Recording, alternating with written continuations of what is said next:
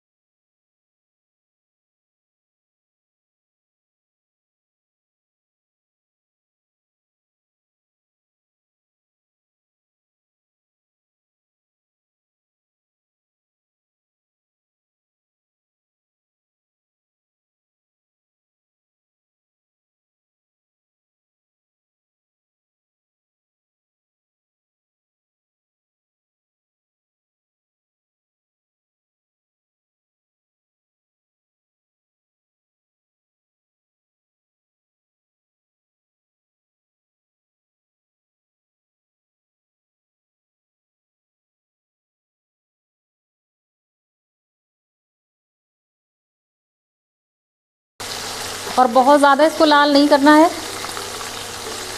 बस हल्का हल्का फ्राई हो जाए तो हम इसको पलट देंगे।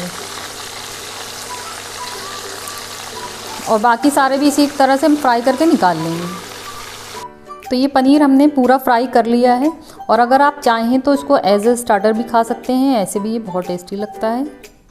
अब हम उसी तेल को फिर गरम कर लेंगे, क्योंकि उस तेल में बहुत सारे फ्लेवर मौजूद हैं जिसमें हमने पनीर फ्राई किया था। और थोड़ा सा तेल हमने इसमें और डाल दिया। अब ये आधा कप तेल हो गया है। तो तेल गरम हो चुका है, इसमें हम 4 छोटी इलायची, 4 लौंग और 1 स्टिक दालचीनी का ये डाल देंगे।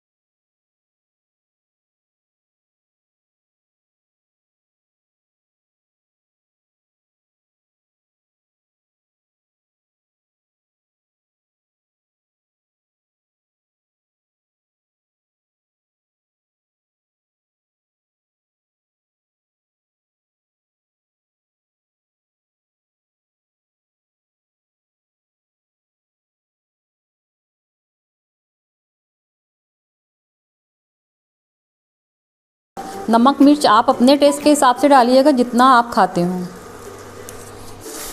मसालों को अच्छी तरह से भूनेंगे, और आंच को हमने स्लो कर रखी है, वरना मसाले जलने लगेंगे।